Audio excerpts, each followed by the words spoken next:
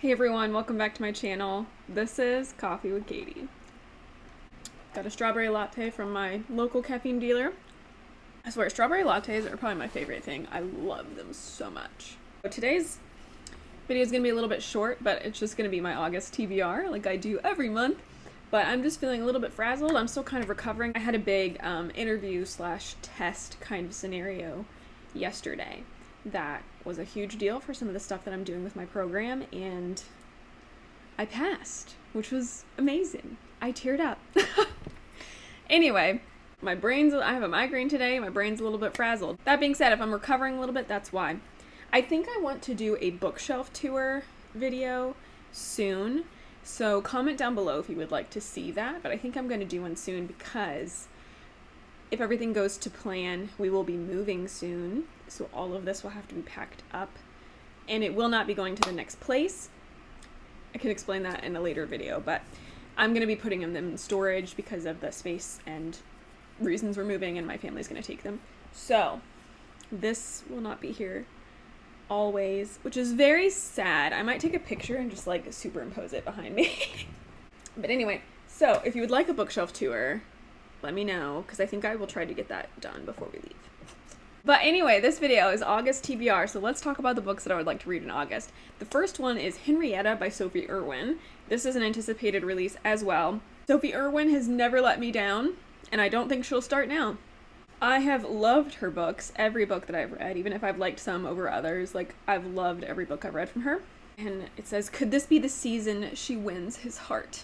Henrietta has secretly loved Arthur, Lord Allerton, since childhood.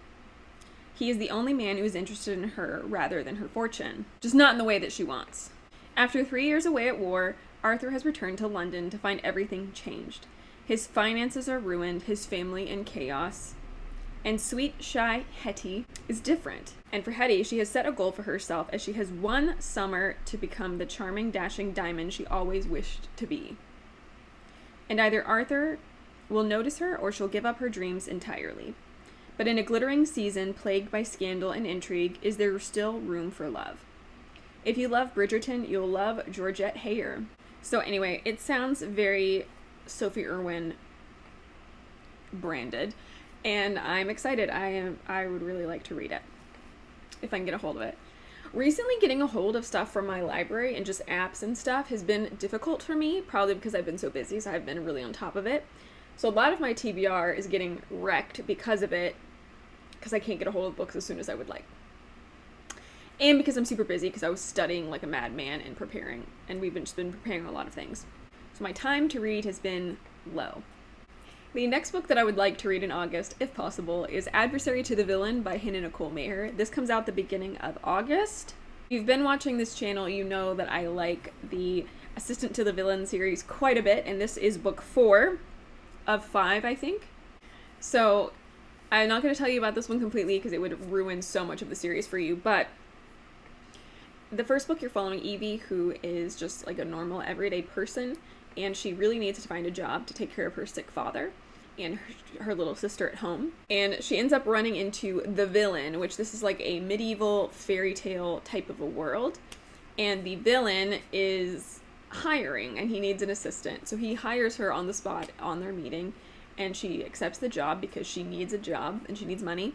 And it's a really funny like mixture between fairy tale, medieval setting, and then The Office, like the show. So it's like lighthearted and humorous, but the plot really does develop and deepen, and a lot of things are unraveled, and you learn a lot of things along the way. But I really like the dynamic. It's silly, it's funny, but also has like the deeper elements that come through a little bit later. So I really enjoyed the series, and I'm excited to get to book 4. I love that the dragon with like a kiss print is on the cover. And there was quite a bit of a cliffhanger last book, so we'll see. Another one I would like to get to, that this might transition into September, we'll see how I feel, but I really want to reread Vicious by V.E. Schwab before Victorious comes out in October. And I want to read Vicious and Vengeful. I want to reread them. I never reread. I only reread the Caraval series because it's one of my favorites, and because Becky wanted to, and I actually had a great time doing that. But this is one I would absolutely really like to get to and really like to reread. in preparation for it coming out, because this is my favorite book of all time. So I'm curious to see, I think I'm a little scared, but I'm curious to see if it still holds up. I think there's no way I won't love it, but it's just scary to reread your favorite book, to be like, well, I feel the same.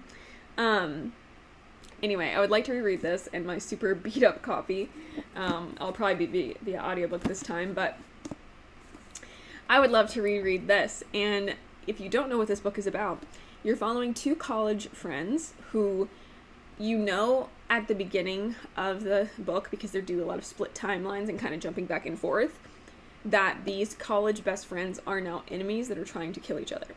And you want to know why. So that's part of it. And then the other part of it is that they are pre-med students, I believe, medical students. They're in some sort of medical science.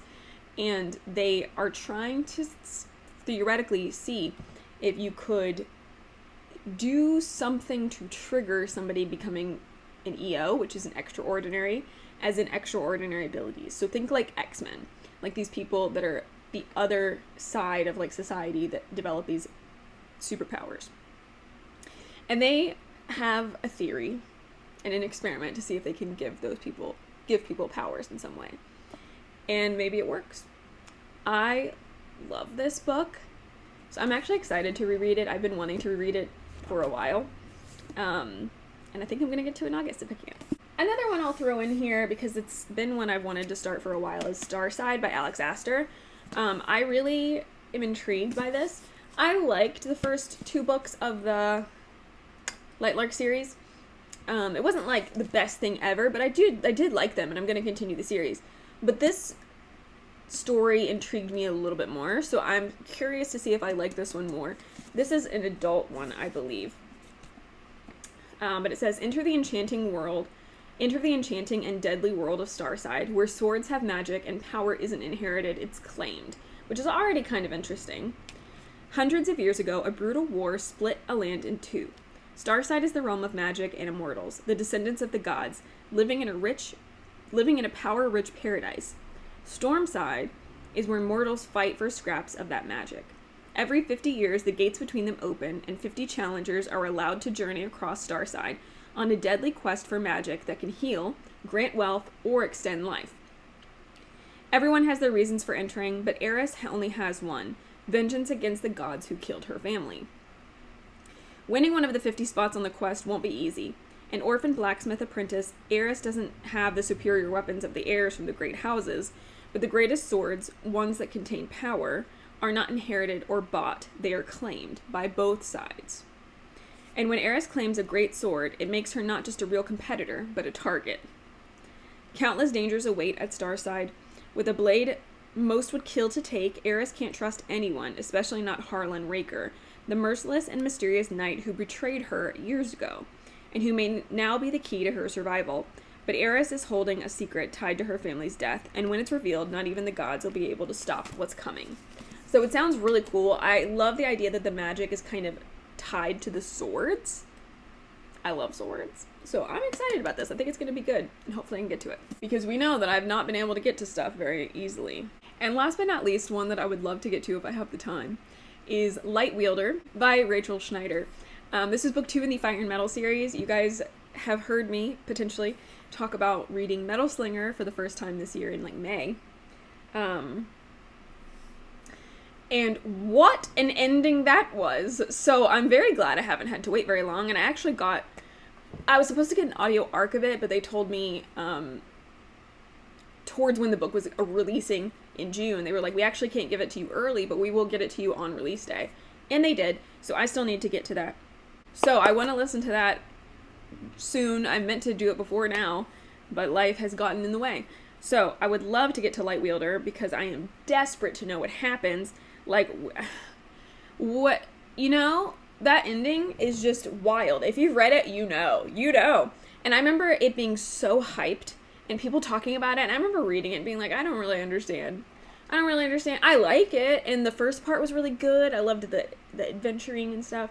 And then you get to like the middle to like the last like quarter. And I was like, this is kind of, I don't really see the big deal. And I don't really see why everyone's like obsessed with it. I feel like this is very minimal problems that could be solved really easily.